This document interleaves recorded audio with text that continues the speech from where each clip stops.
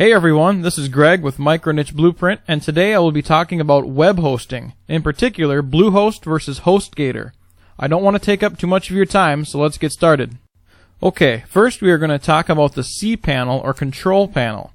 This is the page you see when you log into your account and where you tinker with all the options. Comparing the two hosting companies here is very easy as the menus are nearly identical. For instance, we can scroll down on the mail options area on the Bluehost side and then do the same on the HostGator side and see that the items here are almost identical. They even use the same icons. You can also see the similarities when we look at the logs area. As you can see, these hosting companies are very similar when it comes to how to use them. Let's move on to the pricing. Alright, here's the Bluehost homepage. You can see that in big yellow letters they're advertising hosting for $4.95 a month. There is a catch, however. As we start the process of trying to actually set up an account, you'll see what I mean. Let's just make up a domain name and continue. When given the chance to choose an account plan, we can see that the $4.95 a month option is valid only on the 36-month plan. In this plan, you're paying for 36 months or 3 years in advance. If you use this plan, you'll be paying around $180 now just to get started. A pretty good deal if you know that you'll be needing hosting for 3 years, but most of you won't want to commit to that. I suggest choosing the 12-month plan even though it costs a few dollars more. Either way you look at it, it's still pretty cheap.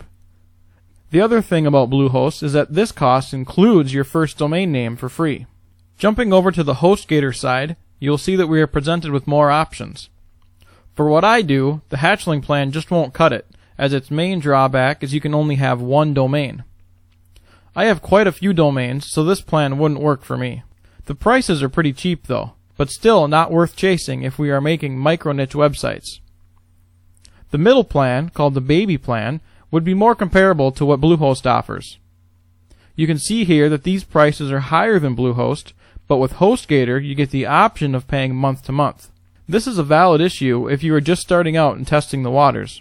If you go with HostGator, you are on your own for the domain name, as this plan does not include your first domain free. So we saw that the menus were pretty similar, and as far as speed comparison goes, the difference is so small that it's practically negligible. So it really all comes down to price.